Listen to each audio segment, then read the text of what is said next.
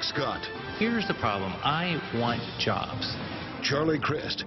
You deserve to have a governor who will fight for you. A historic and dramatic night.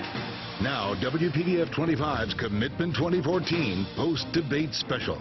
Dissect tonight's debate with our political insiders Ron Klein and Adam Hasner. Go inside the spin room. Plus, we truth test the candidates' answers. See if their messages sway our panel of undecided local voters, helping you make an informed decision. Our Commitment 2014 coverage continues live from Broward College right now. Good evening. I'm Tiffany Kenny live at Broward College in Davie. And I'm Todd McDermott. You just watched Governor Rick Scott and his Democratic challenger, Charlie Crist, battle it out eventually in their second debate, a debate that almost didn't happen tonight because of an electric fan under a podium. The rules of the debate that I was shown by the Scott campaign say that there should be no fan. Somehow there is a fan there, and for that reason, ladies and gentlemen, I am being told that Governor Scott will not join us for this debate. What a way to start the night. And within a few minutes, Scott crossed the stage, shook hands with Crist, and the debate began. Todd, what a way to begin the night. It almost didn't happen. We have live post-debate coverage. Angela Rozier and John Zanitas are with the Scott and Crist campaigns. Paul LeGrone, our morning anchor, separating fact from fiction, putting their comments through our exclusive truth test. And morning anchor Felicia Rodriguez with a group of undecided voters to see if the candidates actually won them over. Yeah, and we're going to start with a closer look at three of tonight's hot topics. The first one, Fangate. Did that hurt Governor Scott's bid for re-election? Secondly, who's responsible for the meltdown and the recovery of the Florida economy? And finally, will minimum wage bring people out of poverty or cost 500,000 people in Florida their jobs? Todd is back at the studio with our two exclusive political analysts to get their insight on how well these candidates address the topics tonight. Todd? All right, Tiffany, we have used a palm frond to cool both of our analysts tonight. No electric fans here in the studio. Former Representative Adam Hasner, former Congressman Ron Klein here to analyze a debate that could not have started in a more bizarre way. Governor Scott, as you heard, showed up 8 minutes after the debate was supposed to start after objecting to a small fan placed under the podium beneath Charlie Crist. Take a look at the confusion and the chaos. That's the ultimate pleading of the fifth I've ever heard in my life.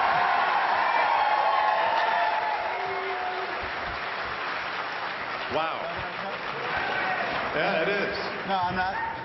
I'm sad the people of Florida aren't going to get to hear about we're not asking you a question. Future. Can be used, Are we really including going to fan. debate about a fan, or are we going to talk about education and the environment and the future of our state? I mean, really.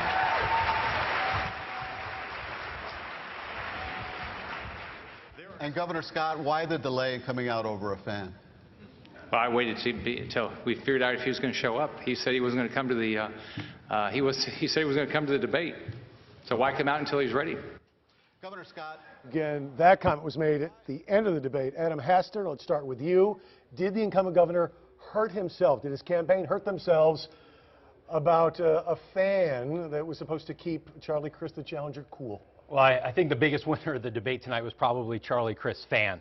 And it is going to overshadow the substance of the debate. But the rules were the rules. I think there was a lot of miscommunication. It was bizarre, and I think people are going to be talking about it for the next few weeks. We should add, the rules said no electronic devices. Electronic devices usually means an earpiece of some kind, an extra microphone, something to aid the candidate. Ron Klein, did it look petty? Weird. It looked weird and petty. Yeah, I mean, listen, both of them had a lot to gain or lose by coming out and looking gubernatorial, you know, having a certain way about them that would inspire leadership and confidence. And I thought Governor Scott, even in his comment at the end there, he couldn't even say what he wanted to say. Well, a lot of people breathed a sigh of relief when he finally walked out and this debate started. We do have issues to talk about. First, the Florida economy, decimated at the end of the last decade, now on the road back. 2 governors, 2 terms. Who gets the blame? Who gets the credit? Charlie Crist, powerless for the jobless. What you just heard is he couldn't do anything. He wanted the job as a governor, but he didn't want to call on companies. He didn't want to do the tough things. He didn't want to cut regulation. He didn't want to do the job. He spent all of his time trying to be vice president and then run against Marco Rubio for the Senate. He lost 3,000 teachers. All right, we have another piece of sound from Charlie People Crist. know that I didn't cause the global economic meltdown any more than, thank you, any more than Rick Scott caused the national economic recovery. People are... Ron Klein, this has been a key throughout the campaign. Who's responsible for what? You're talking about the other man's record or your own record.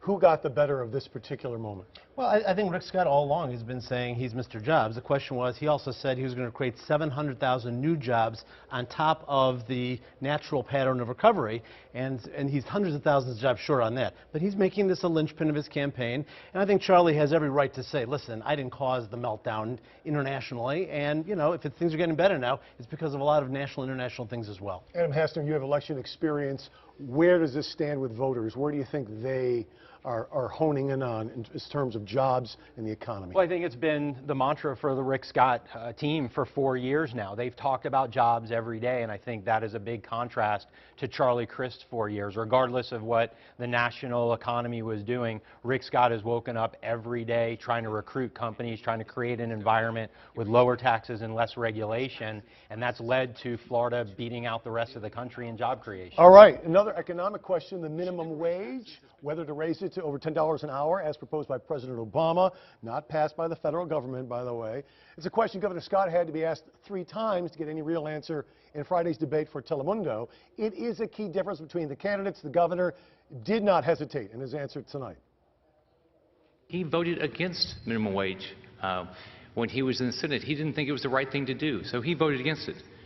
But, you know, here's the problem. I want jobs. The CBO says 500,000 jobs will be lost if Charlie gets his minimum wage increase. I don't want any of those individuals to lose a job. I know what it's like. I had parents that didn't have a job. It's very hard for people to get by on what the minimum wage is today in Florida. $7.93 is not enough to make ends meet. Raising it to $10.10 would be a 27% increase in income for hundreds of thousands of Floridians. What a difference that would make in the economy. More money they would have in their pocket to be able to go to mom and pop small businesses around the state. All right, gentlemen, Adam Hassner, I'll ask you first. Where does this fit in for the average voter? Are they worried about this? Well, yes, but it's also part of what the opposition research shows between the first debate and the second debate. They went back, they looked at Charlie Crist's records, saw that he opposed raising the minimum wage, and it plays into this whole concept of Charlie Crist was against something back then, now he's for something, he's a flip-flopper, it's all for political expediency, so it really does play into that storyline. That's the key term. Governor Scott has used it. Ron Klein, how do you defeat that political expediency? Which, those were Charlie Crist's words. He says... First of all, education, that's a perfect flip-flop. He cut up $1.3 billion, and then he tries to put money back in all over the place. Who's he? I'm sorry, Rick Scott. Right. Okay, thank you.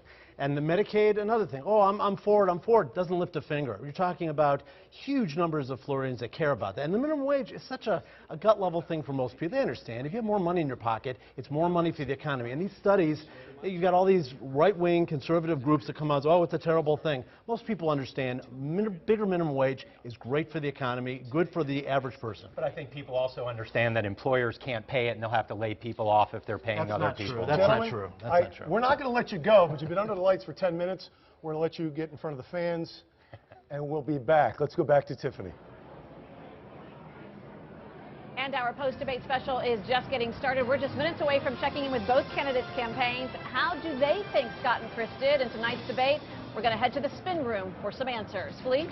And I'm Felicia Rodriguez with a group of undecided voters. The candidates had a lot to say tonight about topics that matter to this group, but did they say the right things to win their votes? We'll find out.